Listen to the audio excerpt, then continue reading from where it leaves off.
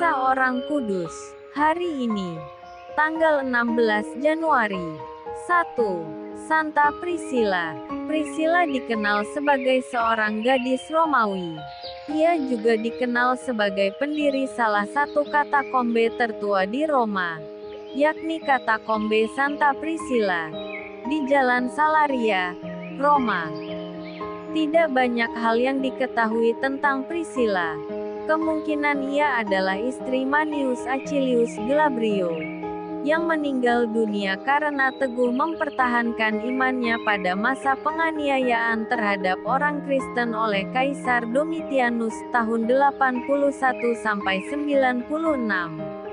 Menurut cerita, Santo Petrus pernah menggunakan rumah Priscilla di Jalan Salaria sebagai markasnya.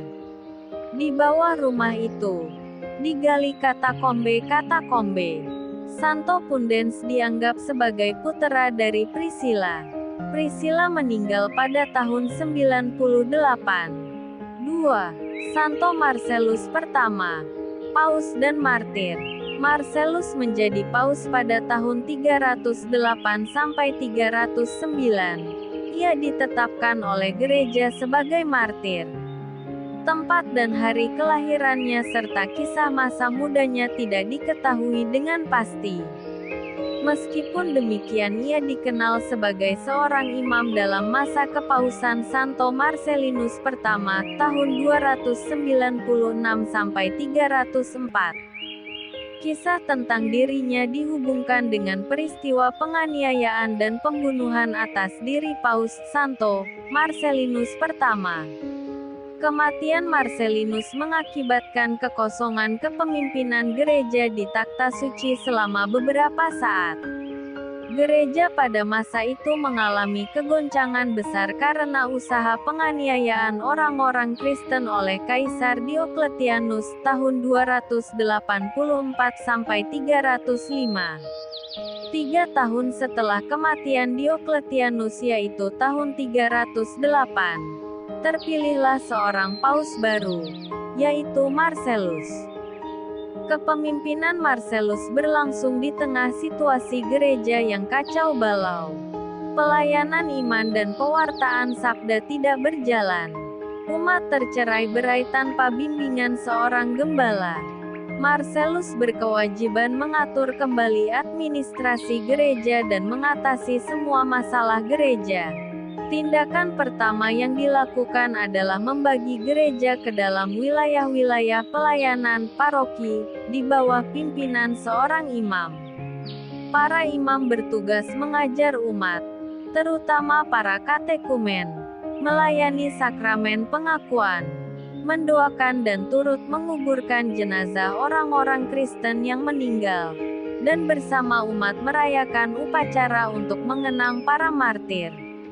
Marcellus pun membangun sebuah kuburan baru untuk orang-orang Kristen di Jalan Salaria, Roma. Usaha-usaha Marcellus untuk mengatur kembali gereja terhambat oleh perbedaan pendapat tentang masalah orang-orang Kristen yang murtad ketika adanya penganiayaan. Mereka ingin kembali menjadi Kristen lagi tanpa menjalani kewajiban bertobat. Marcellus bertindak tegas dengan menuntut agar orang-orang itu terlebih dahulu harus bertobat dan mengakui kesalahannya serta menjalankan penitensi yang berat.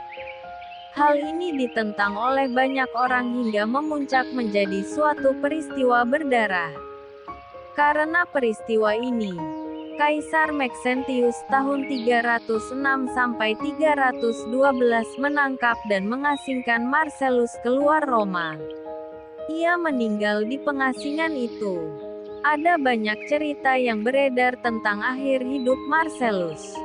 Salah satu cerita adalah bahwa Kaisar Maxentius yang tidak setuju dengan usaha-usaha Marcellus menghukumnya dengan menjalankan kerja paksa, membersihkan kandang-kandang ternak kaisar. Tetapi dengan bantuan umat, Marcellus dapat meloloskan diri dari tempat siksaan itu dan berlindung di dalam rumah seorang keluarga bangsawan di kota. Namun kemudian tempat persembunyian ini diketahui oleh kaki tangan Kaisar Maxentius. Marcellus kemudian ditangkap dan dibunuh dengan sangat keji.